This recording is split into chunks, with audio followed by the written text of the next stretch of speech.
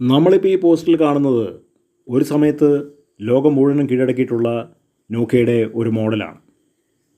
പക്ഷേ ഈ പോസ്റ്റിൽ കാണുന്നത് നോക്കിയയുടെ അധപതനത്തിൻ്റെ ഒരു ചിഹ്നമാണ്. കാരണം നോക്കിയ സ്മാർട്ട് ഫോൺ വിപണിയിൽ ഒരു വൻ പരാജയമാണ്. നോക്കിയയുടെ ഏറ്റവും ചിലവായിട്ടുള്ള മോഡലായിരുന്നു നമ്മൾ ഈ ഫോട്ടോയിൽ കാണുന്ന മോഡൽ. ഇത് സ്മാർട്ട് ഫോൺ മേഖലയിൽ അവർക്ക് അതേപോലെ തന്നെ സെയിൽസ് പിടിക്കാൻ ഒരിക്കലും കഴിഞ്ഞിട്ടില്ല. നോക്കിയ കമ്പനിയുടെ ഏറ്റവും അവസാനത്തെ പ്രഭാഷണം നൽകിയിട്ടുള്ള അതിൻ്റെ CEO സ്റ്റീഫൻ എലോപ്പ് പറഞ്ഞിരിക്കുന്നത് ഇപ്രകാരമാണ്: നമ്മൾ തെറ്റൊന്നും ചെയ്തിട്ടില്ല, പക്ഷേ അപ്പോഴും നമ്മൾ തോറ്റുപോയി.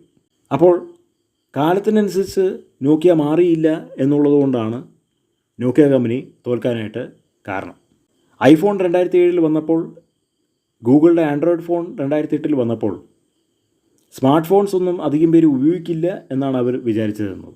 അതുകൊണ്ട് നോക്കിയ അവരുടെ സിംബിയൻ ഓപ്പറേറ്റിംഗ് സിസ്റ്റത്തിന് തന്നെ അള്ളിപ്പിടിച്ചിരുന്ന iOSഉം ആൻഡ്രോയിഡിനെയൊക്കെ അവർ പരിഹസിച്ചുകൊണ്ടിരുന്നു. ഇത് ഇപ്രകാരം സംഭവിക്കുമെന്ന് ഒരിക്കലും ആരും വിചാരിച്ചില്ല. അതായത് സ്മാർട്ട് ഫോൺ വിപണി ലോകം മുഴുവനും കീഴടക്കുമെന്നും സ്മാർട്ട് ഫോണുകൾ അല്ലാത്ത ഫോണുകളൊന്നും ആരും ഉപയോഗിക്കില്ല എന്നുള്ളത് ആരും അറിഞ്ഞിരുന്നില്ല. കാരണം നോക്കിയ അത്രയും വലിയ സെയിൽസ് ആണ് ലോകത്തിൽ നേടിയിട്ടുള്ളത്. സ്മാർട്ട് ഫോണൊക്കെ ലോകത്തിൽ വരുന്നതിന് മുമ്പ് അവർ ലോകചരിത്രം തിരിച്ചു കുറിച്ചു. കാരണം അത്രയും നല്ല ഒരു ഫോണായിരുന്നു നോക്കിയയുടെ ആ ഫോൺ. അതുകൊണ്ട് അതിനെ തോൽപ്പിക്കത്തക്കവണ്ണം സ്മാർട്ട് ഫോണുകൾക്ക് കഴിയില്ല എന്നാണ് നോക്കിയ കമ്പനി വിചാരിച്ചു പോകുന്നത്. പക്ഷേ അപ്രകാരമായിരുന്നില്ല.